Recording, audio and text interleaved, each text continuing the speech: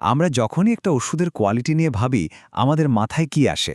সাধারণভাবে বড় বড় ফ্যাক্টরি, অত্যাধুনিক মেশিনপত্র, তাই না? কিন্তু আসল গল্পটা শুরু হয় আরও অনেক আগে।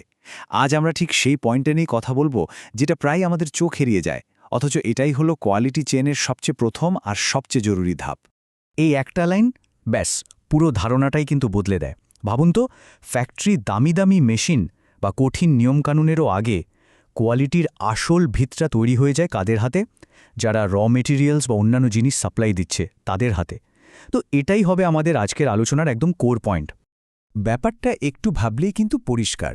ধরুন, ওষুধের যে মূল উপাদানটা বা যে বোতলে ওষুধটা রাখা হচ্ছে কিংবা যে ল্যাবে ওটা টেস্টিং হচ্ছে, এগুলোর কোনো একটার কোয়ালিটিতে যদি চুল পরিমাণ এদিক ওদিক হয়, তাহলে ফাইনাল প্রোডাক্টটা কি আর সেফ থাকবে বা কাজ করবে? একদমই না। আর ঠিক এই কারণেই যে কোনো কোম্পানির কোয়ালিটি ম্যানেজমেন্ট সিস্টেম বা কিউএমএস-এর মধ্যে ভেন্ডার কোয়ালিফিকেশন আর সাপ্লায়ার কন্ট্রোলকে এতটা গুরুত্ব দেওয়া হয়। আচ্ছা, চলুন তাহলে আরেকটু গভীরে যাই। আমরা বারবার কেন বলছি যে কোয়ালিটির শুরুটা সাপ্লায়ারের হাতে? কারণটা খুব সহজ। ধরুন, প্রোডাকশন লাইনে আপনি যা ঢোকাচ্ছেন সেটার কোয়ালিটি যদি ঠিক না থাকে, তাহলে ফ্যাক্টরির ভেতরে ম্যাজিক করে তো আর সেটাকে ভালো করে ফেলা সম্ভব না, তাই না? এখানে একটা কমন প্রশ্ন আসে, আর সত্যি বলতে কি, এটা একটা খুব বড় ভুল ধারণাও বটে। ধরুন, একজন সাপ্লায়ার প্রথমবার খুব ভালো জিনিস দিল, তাহলে কি তাকে চোখ বন্ধ করে সারা জীবনের জন্য বিশ্বাস করা যায়? না, একদমই না। কারণ পরের বারও যে একই কোয়ালিটি থাকবে তার তো কোনো গ্যারেন্টি নেই। আর এখানেই দরকার একটা ফর্মাল, একটা কন্টিনিউয়াস প্রসেসের, যেটা শুধু বিশ্বাসের ওপর চলবে না। তাহলে প্রশ্ন হলো, একজন নতুন সাপ্লায়ারকে ফর্মালি অ্যাপ্রুভ করা হয় কিভাবে? এর জন্য কিন্তু একটা বেশ গোছানো, একটা স্ট্রাকচার্ড পদ্ধতি আছে। চলুন দেখে নিই সেই স্টেপগুলো কি, যেগুলো এনশোর করে যে শুধুমাত্র ঠিকঠাক সাপ্লায়াররাই সিস্টেমের অংশ হতে পারবে। দেখুন, এটা কিন্তু শুধু একটা চেকলিস্ট না, বরং প্রত্যেকটা স্টেপ হলো একটা ফিল্টারের মতো। যেমন ধরুন, প্রথমে তাদের পাঠানো প্রশ্নাবলী দেখে একটা আইডিয়া পাওয়া যায় তারা কিভাবে কাজ করে। তারপর সার্টিফিকেট চেক করে বোঝা যায় তাদের লিগ্যাল স্ট্যাটাস। স্যাম্পল টেস্টিং আর ট্রায়াল ব্যাচ দিয়ে তো সরাসরি তাদের প্রোডাক্টের কোয়ালিটি পরোক্ষ করা হয়। আর হ্যাঁ, যারা খুব ক্রিটিক্যাল সাপ্লায়ার, মানে খুবই গুরুত্বপূর্ণ, তাদের জন্য তো অনসাইট অডিট মাস্ট, মানে সরাসরি তাদের ফ্যাক্টরিতে গিয়ে সব কিছু দেখে আসা হয়। এখন সব সাপ্লায়ারকে কিন্তু এক পাল্লায় মাপা হয় না। তাদের প্রোডাক্ট বা সার্ভিসের রিস্কের উপর ভিত্তি করে তাদের মূলত দুটো ক্যাটাগরিতে ভাগ করা হয়, ক্রিটিক্যাল আর নন ক্রিটিক্যাল।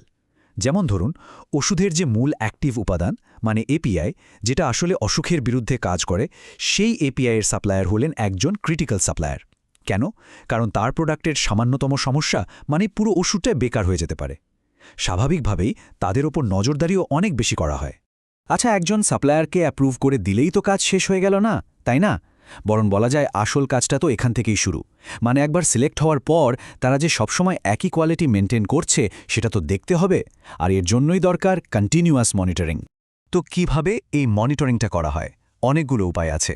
যেমন তাদের পারফরম্যান্স রেগুলার রিভিউ করা হয়, তাদের পাঠানো প্রোডাক্টের মধ্যে কতগুলো রিজেক্ট হলো সেটার একটা ট্রেন্ড অ্যানালিসিস করা হয়, কোনো অভিযোগ আসছে কিনা সেটাও দেখা হয়। আবার ধরুন, তারা নিজেদের প্রসেসে কোনো চেঞ্জ আনছে কিনা সেটার ওপরও কড়া নজর রাখা হয়। এই সব ডেটা মিলিয়ে কিন্তু তাদের রিলায়েবিলিটির একটা পরিষ্কার ছবি পাওয়া যায়। এবার আসি সবথেকে ইম্পর্ট্যান্ট পয়েন্টটাতে। যে কোনো অডিটের রেগুলেটররা যে জিনিসটা সবার আগে দেখতে চান সেটা হলো এই সাপ্লায়ার চেঞ্জ কন্ট্রোল। আর বিশ্বাস করুন, এই একটা জায়গায় গণ্ডগোল হলেই কিন্তু বড়সড় সমস্যা হতে পারে। ব্যাপারটা কি, খুব সহজ করে বলি। ধরুন, আপনার কোনো সাপ্লায়ার তার ফ্যাক্টরি শিফট করল বা মেটেরিয়াল বানানোর প্রসেসটাই বদলে ফেলল। এখন এই পরিবর্তনের ফলে আপনার ফাইনাল প্রোডাক্টের কোয়ালিটিতে কোনো এফেক্ট পড়বে কিনা সেটা খুব ভালো করে খতিয়ে দেখতে হবে। এই ফর্মাল রিভিউটা না করে যদি চেঞ্জটা অ্যাকসেপ্ট করে নেওয়া হয়, তাহলে কিন্তু ওষুধের কোয়ালিটির জন্য সেটা মারাত্মক হতে পারে। তো এই পুরো প্রসেসটা যদি ঠিকঠাকভাবে ফলো করা না হয়, তাহলে কি হতে পারে? আর এই আলোচনা থেকে আমাদের ফাইনাল টেকঅ্যাওয়ে বা শিক্ষাটাই বাকি। চলুন শেষ অংশে আমরা সেই ব্যাপারগুলোই একটু দেখে নিই। অডিটরে যখন আসেন, তারা প্রায় কিছু কমন ভুল খুঁজে পান। যেমন দেখা যায় যে ক্রিটিক্যাল সাপ্লায়ারদের রেগুলার অডিটই করা হচ্ছে না, কিংবা তাদের সাথে কোনো কোয়ালিটি এগ্রিমেন্টই সই করা নেই, অথবা তাদের পারফরম্যান্স মনিটর করার কোনো সিস্টেমই নেই। আর এই প্রত্যেকটা ভুল কিন্তু রোগীর সুরক্ষা আর প্রোডাক্টের কোয়ালিটির জন্য বিরাট ঝুঁকির দরজা খুলে দেয়। এর ফল হতে পারে প্রোডাক্ট রিকল বা তার থেকেও খারাপ কিছু। আর এখানেই হচ্ছে এই পুরো সিস্টেমটার আসল সৌন্দর্য। এটা কিন্তু কোনো সমস্যা হয়ে যাওয়ার পর সেটাকে সারানোর চেষ্টা করে না, বরং এটা সমস্যাকে ফ্যাক্টরির গেটেই আটকে দেয়। মানে এটা একটা প্রিভেন্টিভ সিস্টেম, যেটা শুরুতেই কোয়ালিটি নিশ্চিত করে ফেলে। এতক্ষণ ধরে আমরা যা যা আলোচনা করলাম তার সারমর্ম যদি একটা লাইনে বলতে হয়, তাহলে সেটা হলো এই সহজ ইকুয়েশনটা: সাপ্লায়ারের কোয়ালিটি যেমন হবে, প্রোডাক্টের কোয়ালিটিও ঠিক তেমন হবে। সিম্পল, একটাকে ছাড়া আরেকটা ভাবাই যায় না। তো এই আলোচনা শেষে একটাই প্রশ্ন থেকে যায়। আমরা সবাই জানি যে একটা চেনের শক্তি নির্ভর করে তার সবচেয়ে দুর্বল লিঙ্কটার উপর।